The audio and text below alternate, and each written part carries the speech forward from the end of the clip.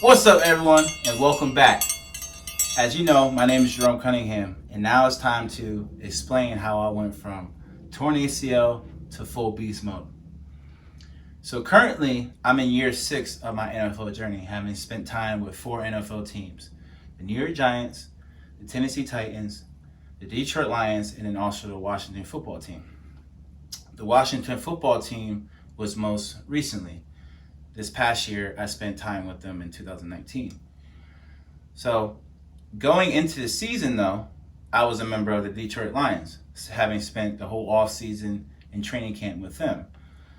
It didn't work out. I ended up not making the team, and they sent me home. So I'm at home for a couple weeks, keep in touch with my agent, and he's keeping me positive, and ultimately I go back home and just go back to working out because ultimately I knew I was going to get signed again. You got to have those positive moments, those positive vibes to keep you going because you are what you manifest. I get a call week 4, and the Washington football team is playing the New York Football Giants, my previous team. And ironically, I get signed.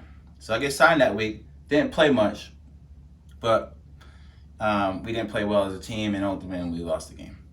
So the second week comes around, and now that I'm more comfortable with the offense, now it's time for me to showcase my abilities and actually get some playing time. So this game I started and playing well, trying to open up holes for the running backs, but ultimately we were playing the New England Patriots, a championship caliber team, and ultimately we lost the game. So we have a coaching change mid-season, which is hard to adjust from, but ultimately the coaching staff did a great job coming in and filling a hole and filling that void that was left. So we're preparing for Miami that week, and we're going through the rigors of practice, and I'm grinding, getting ready for the game, making sure I'm taking every note. I already take a lot of notes, but I'm taking even extra notes to make sure I'm mentally prepared. So we travel to Miami. Everything smooth sailing, flight down there, everything status quo, pretty much is the same throughout all NFL teams. So the night passes, and then wake up for game day. So I'm excited. I'm like, whoa, well, we're playing in Miami, beautiful Florida weather. You smell the air, it's time to go. It's a perfect day for football. First 3 series, we're playing very well. AP, Adrian Peterson, is running the ball very efficiently, and we're getting huge chunks. Start the second quarter, the numbers not much there, though the Dolphins on their last possession moved the ball into Redskins territory before stalling. Now the Redskins trying to get something going, but face another second down this time as they start the second quarter. Adrian Peterson, the running back. Case Keenum back in at quarterback. After missing the last game, they motion the tight end Jerome Cunningham. Peterson bounces it outside, turns it into a good gain. And that's what Bill Callahan wants to see. He still has this in him. We talk a lot about Adrian Peterson's power as a runner with his size and his strength and his speed. Watch this jump cut. That's just... I'm trying my hardest to make sure that he's getting all the yards that he deserves. I'm one of those teammates that goes after it hard for my teammates to make sure that they are protected. AP acquires 100 yards at this point. So this is the third quarter, and the Dolphins start to get some momentum. So they start to get some momentum, and they score twice. So now they are down by only 7 points. So now the score is 17-10. And at one point we were up 17-0.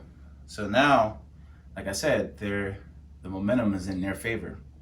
After doing some research, in dire situations, especially when both teams are winless and they're trying their hardest to get their first victory, that someone's going to do something that is out of the norm. Onside kick, fake punt, you got to be on high alert. So obviously going in the game, I knew that. So I knew that this was a perfect situation for that to occur. So going out there, I line up. I see the kicker back up. He backs up, does his normal setup, and then he's approaching the ball. And his last 3 steps showed me his key for his onside kick. So now I'm ready for the onside kick. So I sprint up. No hesitation at all.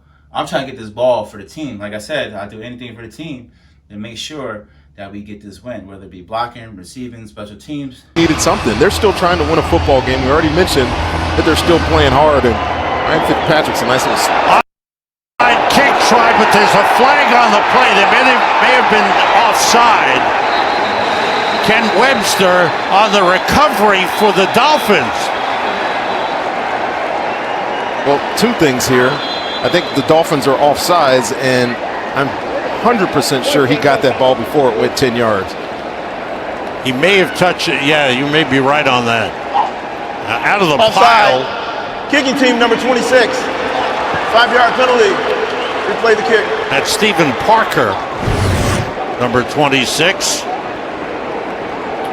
You'll see it there. He started early, 26, and then here's, the rule now doesn't happen very often. Onside kicks are very hard to get, but you got to keep your feet on the ground until the ball is kicked, and he was clearly moving before.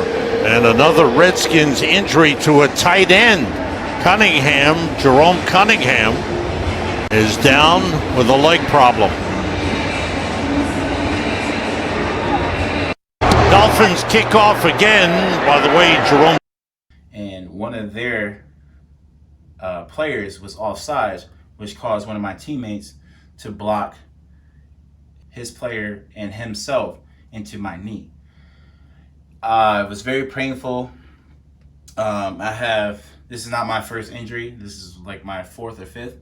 I have torn my PCL, have broken my leg, I've done both shoulders, did both ankles. So I'm accustomed to injuries, and especially a similar injury like my PCL, which felt similar to when I tore my current injury now. So ultimately, I knew I did some damage to the knee, but after doing the evaluation, it was confirmed that I had torn my MCL. So I head back to the sideline, and trying to be a warrior, I try to go against the trainer's best wishes and ultimately sit out. I'm still warm, the adrenaline's still running. Try to go back out there, try to put a brace on. It wasn't happening. I'm glad that the training staff of the Washington football team was smart enough, and they're smart individuals over there. They allowed me not to hurt myself any further to cause any long-term damage. So I go after the game. We won the game, which is great. But after the game, my knee starts to swell up.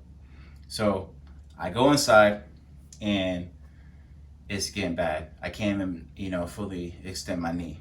So as the night progresses, it gets even worse. I tried icing it the whole night. I had access to a game ready, which allowed me to alleviate some of the swelling. So the next morning, on October 14th, I go in for an evaluation, and ultimately they need to see me get an MRI. So I get the MRI, come back. It's confirmed that I tore my MCL, which I'm going to need surgery for, but also I got some bad news that I tore my ACL. So originally, I knew that I tore my MCL, and then I found out later that I tore my ACL. So it was almost like a double whammy. So it sucked. So I get that news on October 14th. October 15th, I'm scheduled for surgery. So with less than 48 hours, I have surgery. And then less than 72 hours, I'm back grinding it out, trying to get back to where I was. So I'm doing rehab and treatment that Thursday. Because ultimately, I know with these injuries, having broken my leg and having previous injuries, that you have to be smart and go with the advice, the medical advice that the doctors and training staff are giving you. But also, you have to be very diligent and very aggressive, and you have to fight through this pain. So yes, I had a lot of pain, but ultimately I'm blessed to be where I'm at today because I have made so many strides and so many improvements over the months. What's up, guys? Decided to make a video. This is day 6. Recovering from a ACL and a MCL tear. Yeah, so it sucks that this happened, but I'm also excited for the opportunity because I know I'm going to come back bigger, stronger, and faster, and I'll be a better athlete after this is all said and done. So, yeah. So the first couple months, I'm in a mobilizer, my knee is straight, and I can't do much walking. So the second and third month, that's when I get out of the mobilizer, I can walk on my own, but I still have loss of range of motion. So I do all my initial treatment with the team. So I had that surgery in October, and I finished getting treatment around January. So now it's time to go home. So I'm getting treatment here and then also working out at a gym that's a local gym in Connecticut. So it's named Prentice Human Performance. So I'm training there, getting ready and prepared for the 2020 season. Ultimately I tore my ACL. I know it's time to grind and get back to where I was or be a better player than what I was, which ultimately that's what I'm striving for. I'm not trying to come back and be the same player. I'm going to be the best Jerome Cunningham that anyone has ever seen. 6-10, 6-10, 6-10. They have not been able to get over the hump. Is Rex Ryan the guy? Can that attitude, can that bravado make a difference up there in Buffalo? Nice play by the Giants. Reception down the line for New York. Good job there by Jerome Cunningham. 33-yard reception against. So I'm grinding out, training at this gym, and I'm at home. So luckily, me and my girlfriend were able to close out on a house right before quarantine happened. As you know, we are in the COVID-19 pandemic with no vaccine available, so it has changed our way of life. I have been, as you can tell, I've been in the gym all my life. So, literally, on my birthday, on anyone's birthday, I'll go to the gym right before, I go to a family event to go get a workout. You get what I'm saying? I have never seen the gym closed, even on some holidays, maybe like Christmas, like a half a day or something like that. And then even in the snow, it's open. So this is a shock to me. This is actual cultural shock. So now, ultimately, I have to rush out and go get gym equipment because, I'm coming off an injury. So I want to make sure that, I'm the best version of Jerome Cunningham, but I couldn't afford to miss months in the gym and lose all that I had gained back from what I had lost.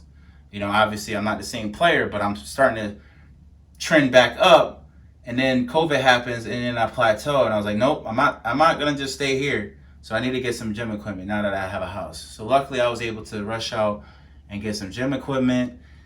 And if you guys are interested, make sure you subscribe and hit that notification bell because I am gonna have a later video where I showcase my gym. So I have my gym equipment now, and luckily I have had previous experience as a personal trainer. So I have worked at Equinox in a local gym in Connecticut called the Edge Fitness Club. So with that knowledge and already the knowledge that I had about bodybuilding and ACL rehab that I had researched, I decided to take my rehab on my own. So from month 4 to month 9, where we're at today, I have trained for the last 5 months on my own. Occasionally having friends come by and work out, obviously because of the circumstances, but majority of the time I've been training by myself. I developed the program myself. So with that being said, if you're interested again in workouts, fitness, football, or you're all about good vibes, Make sure you hit that subscribe button and notification bell. Like and comment if you have any questions. I'm just here to help. Like I said, I'm here to help you on your fitness journey, your football journey, or your life journey, if you just need positive vibes. So again, thank you for watching this video. Make sure you subscribe and hit that notification bell, and I'll see you soon.